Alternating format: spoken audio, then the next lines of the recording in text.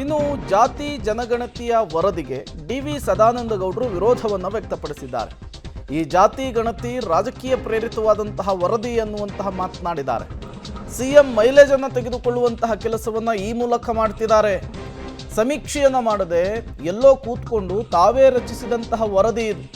ಒಕ್ಕಲಿಗ ಲಿಂಗಾಯತ ಜಾತಿಗಳನ್ನು ತುಳಿಯಲು ಮಾಡಿದಂತಹ ಪ್ರಯತ್ನ ಇದು ಅಂತ ಹೇಳಿ ಪಬ್ಲಿಕ್ ಟಿವಿಗೆ ಮಾಜಿ ಸಿಎಂ ಡಿ.ವಿ. ಸದಾನಂದ ಗೌಡರು ಪ್ರತಿಕ್ರಿಯೆ ಕೊಟ್ಟಿದ್ದು ಹೀಗೆ. ಪೊಲಿಟಿಕಲ್ ಮೈಲೇಜ್ ತಗೊಳ್ಳಿಕ್ಕೆ ಬೇಕಾಗಿ ಬೇರೆ ಬೇರೆ ಆಯೋಗಗಳ ನೇಮಕಾತಿ ಮತ್ತು ಯಾವಾಗೆಲ್ಲ ಸಂದಿಗ್ಧ ಪರಿಸ್ಥಿತಿಯಲ್ಲಿ ಒಂದು ರಾಜಕೀಯ ಪಕ್ಷ ಬರ್ತದ ಆಗ ಇದನ್ನೆಲ್ಲ ಸಮುದಾಯದ ಮುಂದೆ ಅಥವಾ ಸಮಾಜದ ಮುಂದೆ ಇಟ್ಟು ಗೊಂದಲ ಸೃಷ್ಟಿ ಮಾಡಿ ಅದರ ಮೈಲೇಜ್ ಪಡ್ಕೊಳ್ಳುವಂಥ ಪ್ರಯತ್ನ ಇದು ಅಂತ ನಾನು ಭಾವಿಸ್ತಾ ಇದ್ದೇನೆ.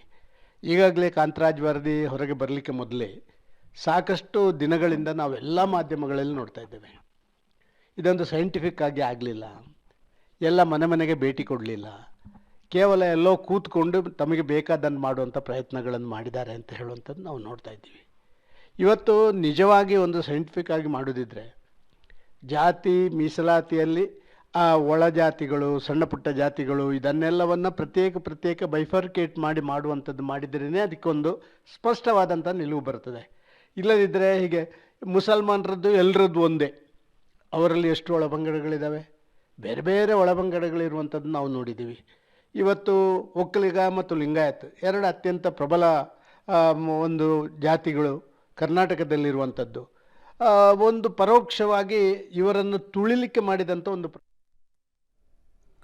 ಇದು ಡಿ.ವಿ. ಸದಾನಂದ ಗೌಡರು ಮಾಡಿರುವಂತಹ ಮಾತು ಜಾತಿ ಗಣತಿಯ ವಿಚಾರಕ್ಕೆ ಸಂಬಂಧಪಟ್ಟಂತೆ. ಜಾತಿ ಗಣತಿ ವರದಿ ವಿರೋಧ ಮಾಡುವುದಕ್ಕೆ ಕಾರಣ ಕೂಡ ಇವೆ.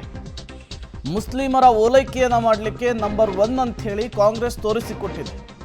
ಮುಸ್ಲಿಮರನ್ನ ಡಿವಿಷನ್ ಮಾಡಿಲ್ಲ, ಒಟ್ಟು ಮಾಡಿ ಗಣತಿ ಮಾಡಿದ್ದಾರೆ. ಲಿಂಗಾಯತ ಒಕ್ಕಲಿಗ ಪರಿಶಿಷ್ಟ ಜಾತಿಯನ್ನ ವಿಂಗಡಣೆ ಮಾಡುವಂತಹ ಕೆಲಸ ಆಗಿದೆ. ಮುಸ್ಲಿಮರು ಜಾಸ್ತಿ ಇದ್ರೆ ಹೇಗೆ ಮೈನಾರಿಟಿ ಆಗ್ತಾರವರು? ಮುಸ್ಲಿಮರು ಮೈನಾರಿಟಿ ಅಲ್ಲ ಅಂಥೇಳಿ ಸರ್ಕಾರ ಘೋಷಣೆ ಮಾಡಲಿ. ಸರ್ಕಾರದ ವಿರುದ್ಧ ವಿಧಾನ ಪರಿಷತ್ನ ವಿಪಕ್ಷ ನಾಯಕ ಛಲವಾದಿ ನಾರಾಯಣಸ್ವಾಮಿ ವಾಗ್ದಾಳಿ ನಡೆಸಿದ್ದು ಹೀಗೆ. ಜಾತಿ ಸೆನ್ಸಸ್ ಮಾಡುವುದು ಕೇಂದ್ರಕ್ಕೆ ಬಿಟ್ಟ ವಿಷಯ. ಈಗ ಮುಂದಿನ ತಿಂಗಳಿಂದ ಸೆನ್ಸಸ್ ಪ್ರಾರಂಭ ಆಗುತ್ತೆ. ಅದರಲ್ಲಿ ಸತ್ಯಾಂಶಗಳು ಹೊರಗಡೆ ಬರ್ತದೆ.